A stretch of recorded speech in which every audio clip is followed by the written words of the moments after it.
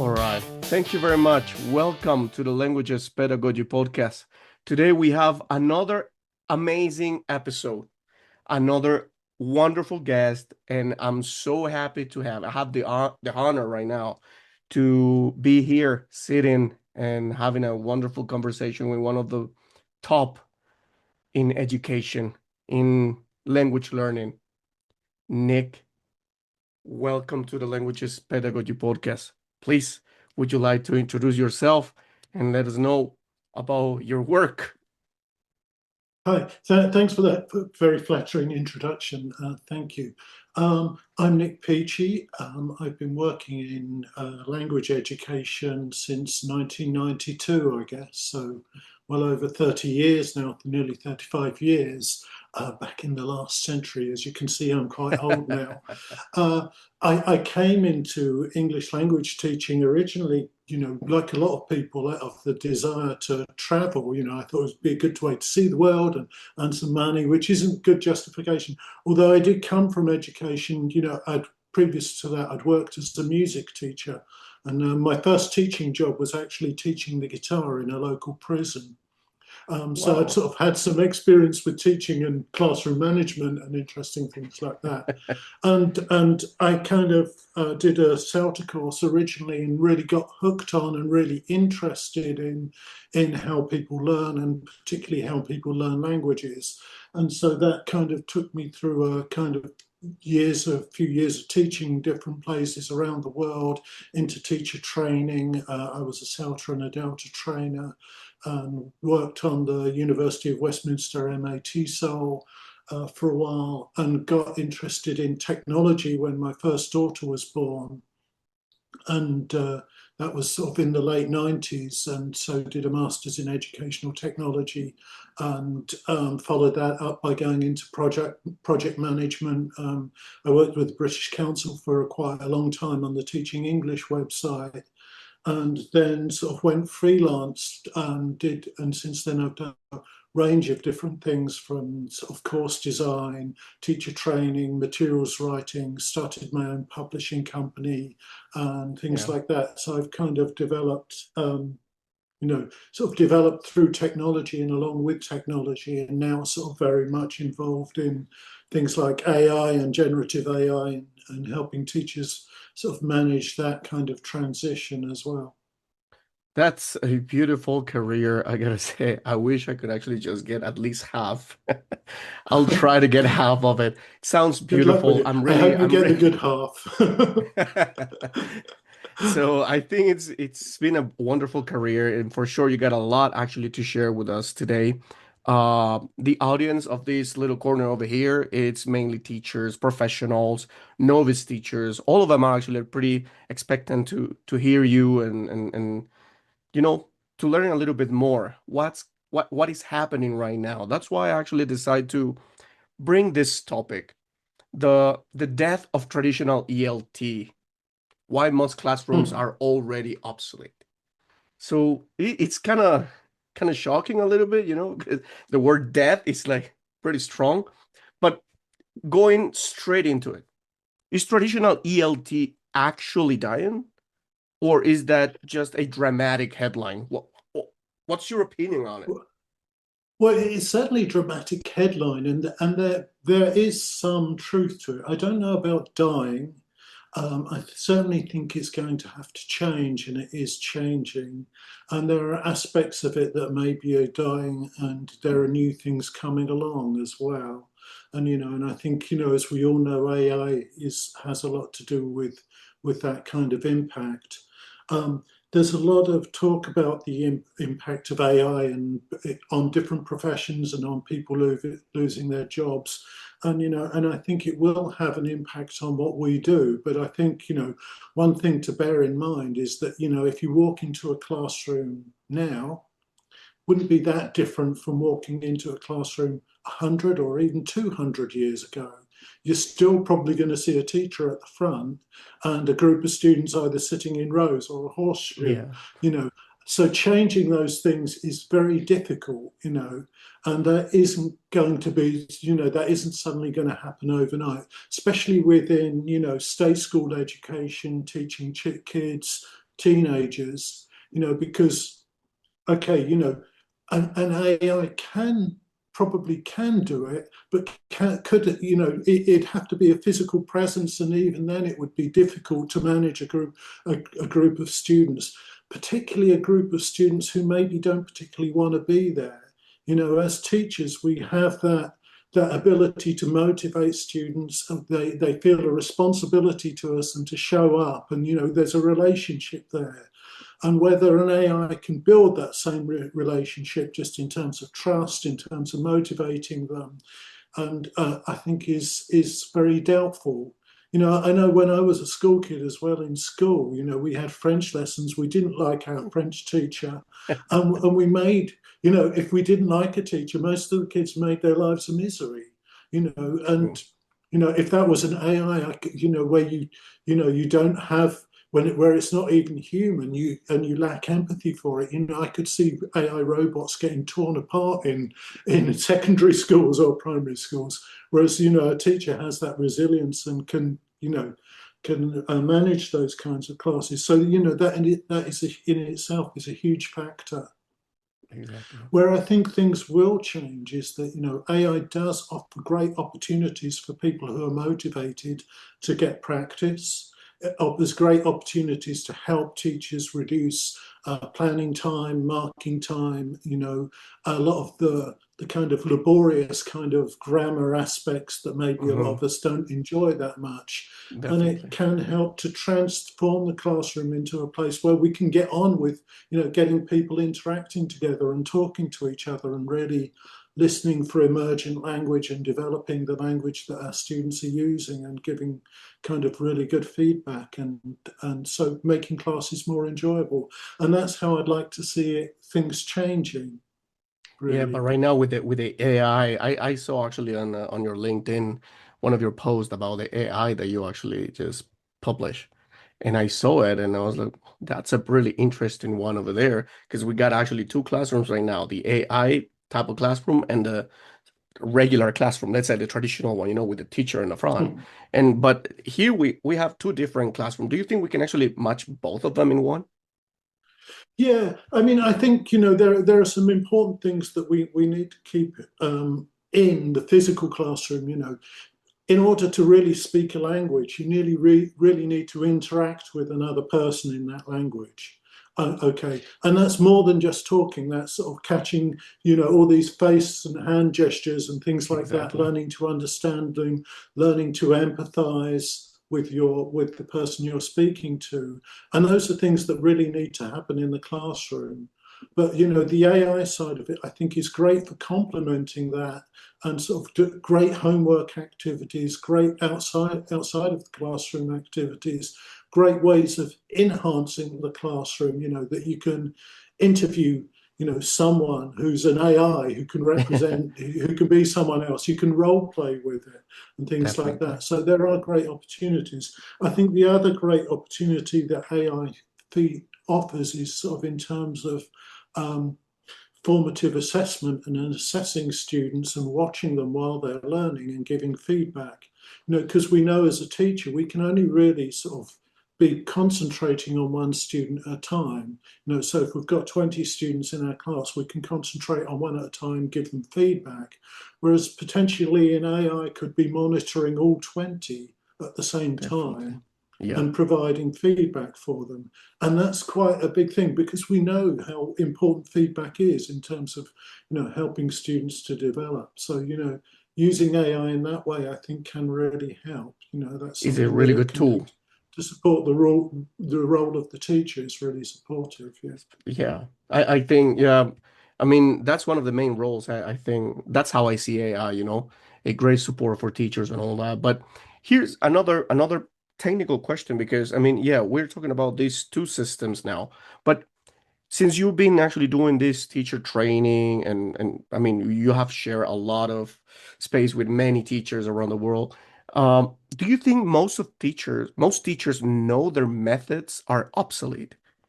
Or are they Um, operating under an illusion of effectiveness, let's say?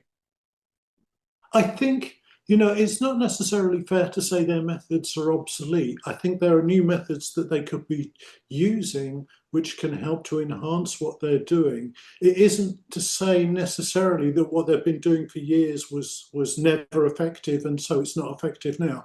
It has some effect, and I think, constantly what we work with in teaching and what we work with technology is just trying to do better all the time. And I think there are ways in which, technology like AI can be used to help us do better. You know, uh, there's also ways we can misuse it, which can make our teaching worse as well. So it doesn't always enhance it. We've Yeah. really got to understand those things. And I think, I'm lucky in that the training that I do is often for teachers who want to be trained and who are interested.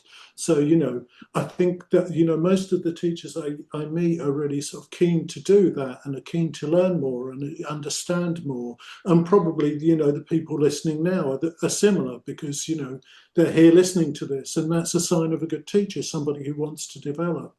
But there are, of course, there are teachers who just aren't interested in that. They just want to go into the classroom, do what they've always done, get their salary, and go home.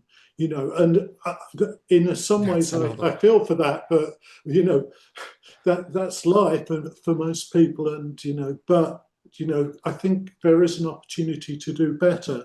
And I think if you want to be you want to be one of the teachers who survives the changes that are coming and who still has a job, then, I think it's important to be, developing yourself, thinking about how you can use these things and looking at how you can use them to do your job better. Because, Exactly. soon it's going to be a kind of necessity of getting the job. You want to work here, you've got to be able to do X, X, and X. Hmm. Whether it's using a digital whiteboard or teaching online in Zoom or whether it's using AI and using those things, it's going to be part of your skill set that if you don't have it, then it's going to be much more difficult to be employed. That's, now you just mentioned that about like the teachers who wants to learn and the teachers who don't want to learn. You actually made me remember a little bit of one of my previous episode, one of the guests, Judith Thompson. She actually just told me, it was like, we got two type of teachers as well. The teachers who like to help and the selfish ones. So Hmm. we're kind of Yeah, in the same way now. And then I had yeah. another wonderful teacher, Anna. She's like, Mike, who goes to a doctor who is not a doctor? Would you go to a teacher who is not a teacher? That's another Hmm. one. You brought me those ideas, Yeah. and Yeah, I mean, the doctor analogy is quite a nice one because, your doctor, you want them to be up to date with the most modern technology. You don't want them to be getting out, some instruments that were used 60 years ago or something like that. This is your health, you're worried about it. Or whether you're, especially if we're sending our children there, we want to know that these people are competent and they're using up to date methods. And that's, the same goes for teaching as well. You know, it is. I mean, I know lots of people in my profession and lots of people in our profession sort of, we kind of big up teachers and go on about, how marvelous they are. And it's true, a really good teacher can change your life. I know a teacher who changed my life profoundly, but I also know of some really bad ones who have had a really negative effect on people's lives as Exactly. well. My own included. I also had a bad one. So, you know, they're not all good. So, it's not like every teacher is better than every AI teacher. Well, actually, sometimes it might be better to have an AI. I think one of the mindsets that we actually have to carry on is the one that says that we gotta just become the best version of ourselves, and Hmm.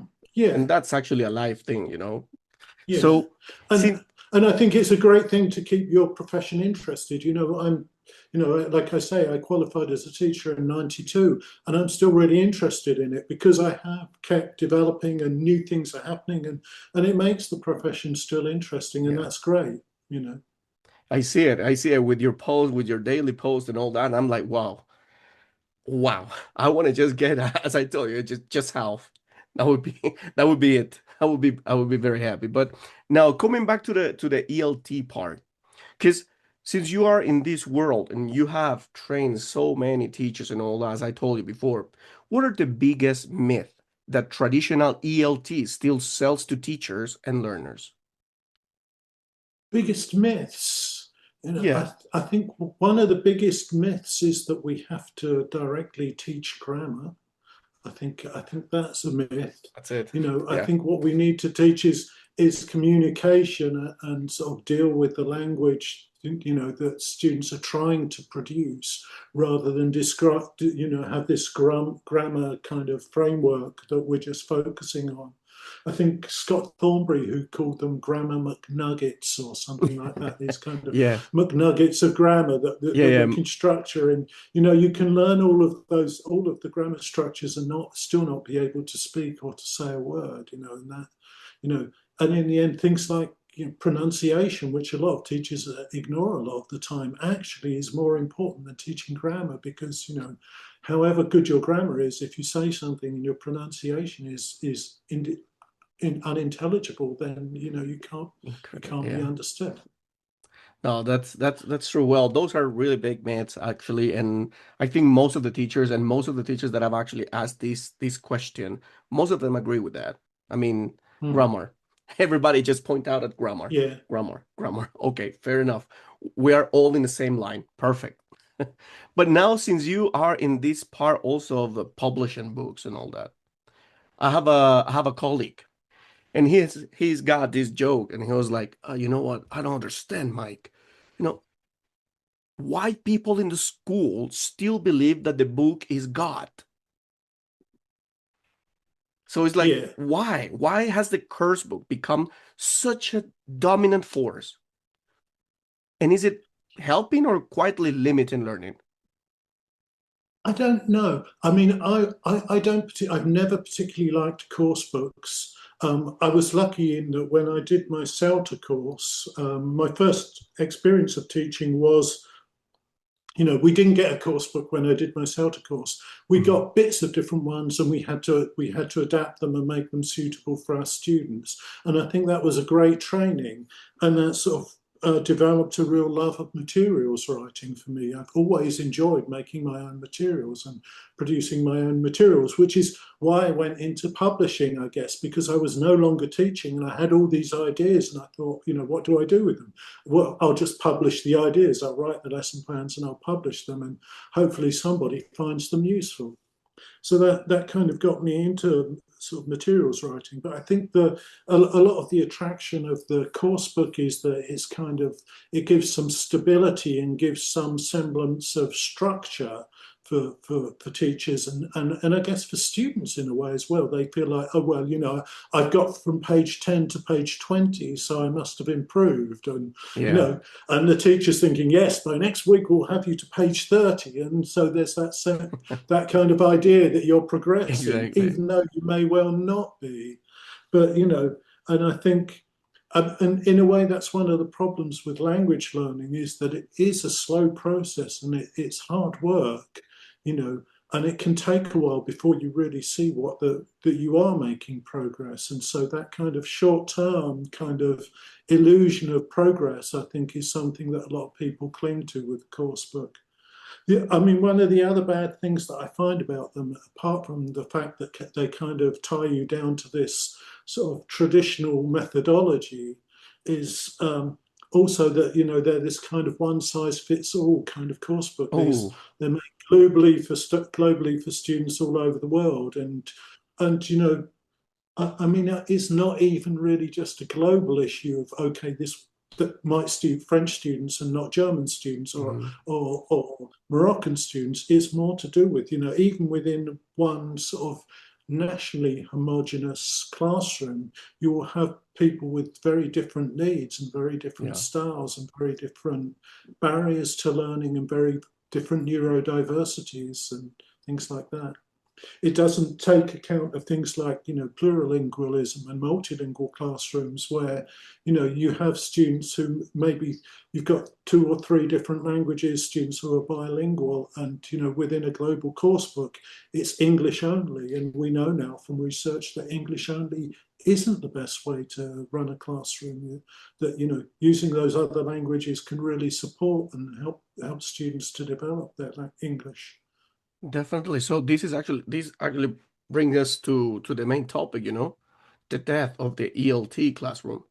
Because this is a different, and now we have a different perspective. Back in the days, we actually used to have these type of ideas about the traditional classroom, and it was one size fits all. That was the perfect Hmm. way. But now we have different terms, new words, Hmm. multilingualism. We have multilingual learners, neurodiversity, I'm sorry, and all that. So it's like Hmm. so many new things now, right? So Yeah. this is one of the things that I want to put them in, like in a versus thing, because we have to compare. I mean, that's what we can do in order to, I don't know, improve. So we have real pedagogy versus institutional convenience. Hmm. Yes, that's very much the case. Yeah. So in this case, what is it? I mean, what is actually happens in the classroom then, according to your experience with the teachers that you have trained? Well, what's happening in their classrooms can vary a lot depending on the teacher. And I think, again, we come to those good sides and bad sides of being a teacher, that if you're a really good teacher and you want to explore these things and develop your knowledge, in most classrooms, you can apply them without, getting anyone's permission or anything like that. If you want Definitely, to yeah. sort of apply ideas about neurodiversity and plurilingualism, multilingualism, you're free to sort of learn more about them and try them. And I think, that's one of the good things about being a teacher in a way, is that in your classroom, you're the CEO of the class kind of thing. But, Yeah. there are schools that are the opposite of that and are very controlling about, what the teacher does, what the teacher says. They must stick to the course book. They must do the course book Yeah, exactly as it's written. They must miss out this page. They must never miss out this page, and those kinds of things. And often those kind of strict constraints are sort of passed down um, very arbitrarily, without much thought, without consideration for the individual students and things like that. And that's a real shame. But again, it depends on the teachers. And again, I've been lucky in that most of the time, if I'm training teachers, they want to change. I'm training people who want to change. yeah. I'm not having to deal too much with the people who don't want to change, which must be much more difficult to deal with. So, Definitely. I mean, and this is one of the biggest problems that we're actually facing in the mm, industry. Let's put them in that context. In education, we're actually facing that, and all the teachers actually yeah, agree on this one as well, because we would like to actually have a good class because we want to work for our students. But then mm, suddenly there's like an obstacle over there that is not allowing you to do the job the way it has to be done. Not just based on mm, the book, but based on, you know, taking care of the individual student, not as a whole mm, class, because every student learn different, listen to the language different, and all that. So mm. this is another thing that we gotta talk and tackle. So contrast now the old versus the modern learning. So we have what has changed in the way people actually learn languages outside the classroom now. Yeah, I think what's really changed is that they have much broader opportunities, a huge range of opportunities to develop their language outside the classroom, especially if they're autonomous learners. Mhm. There's a huge opportunity to kind of find different apps to interact with, find real people to interact with, go through social media and interact with your target language through social media. So there are a lot more ways of genuinely using the language and and um, and learning from it in that way. I can remember years ago when I first started teaching. My first teaching job was in Cairo, and if if my students wanted to use English outside the classroom, the opportunities were very few. They could maybe approach a tourist in the town centre, which is not really the something you really want to recommend your students to do. Exactly. Or there was one English language newspaper, and we used to get the English Wow. language newspaper once a week and cut up different bits of it to use in the classroom.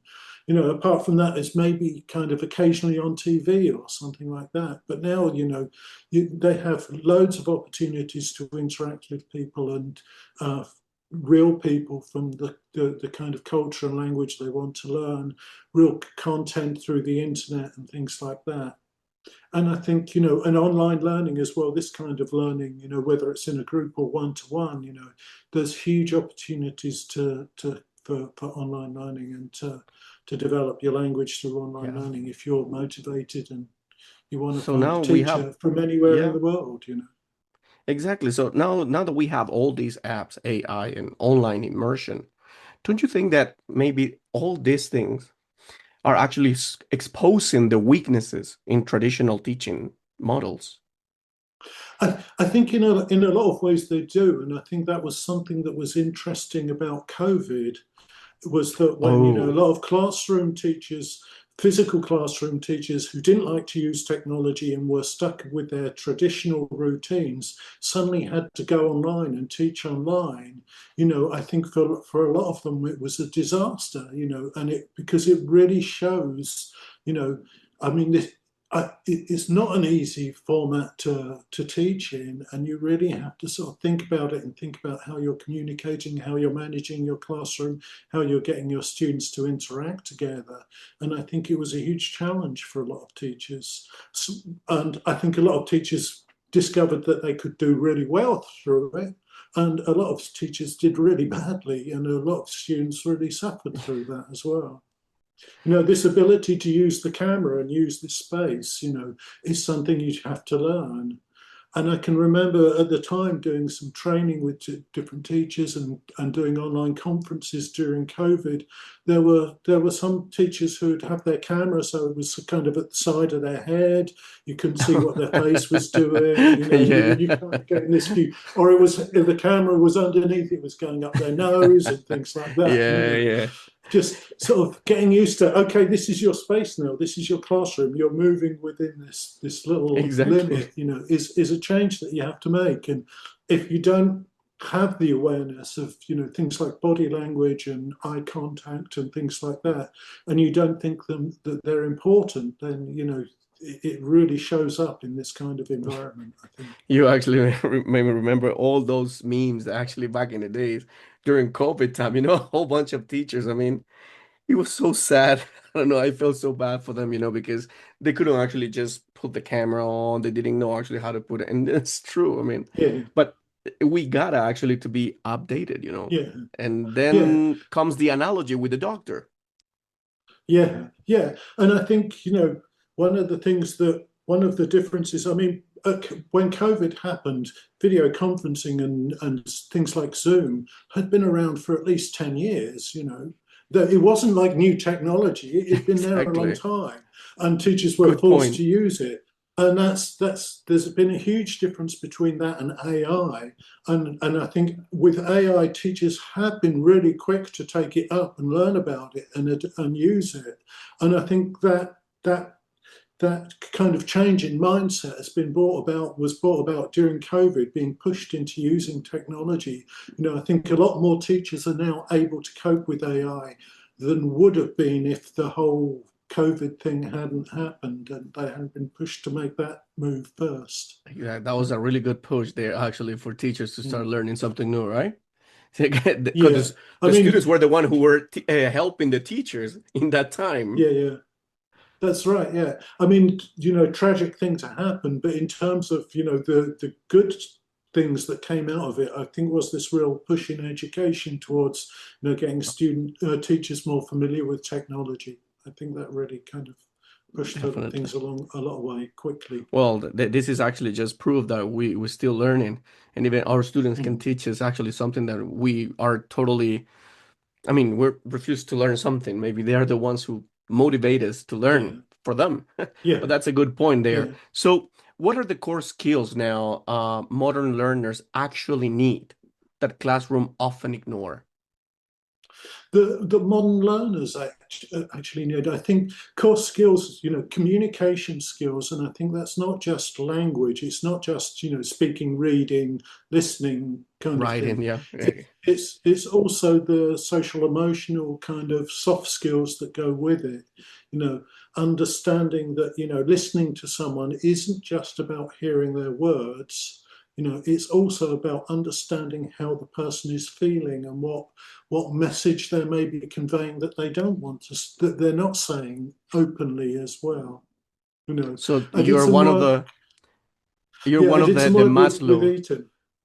Yeah, I did some work with Eton X work a while back, working on soft skills, and I found this nice framework about you can listen, you're listening. There are different levels of listening to people, and this isn't connected with understanding the words. It's connected with attitude in a way. Is that at the first Mhm. level, you kind of listen to them, you're hearing the words, and you're kind of nodding, but you're not really listening. You're going, yeah, yeah. Then there's the next level up where you're listening, and as soon as you start listening to what they're saying, you start thinking about yourself.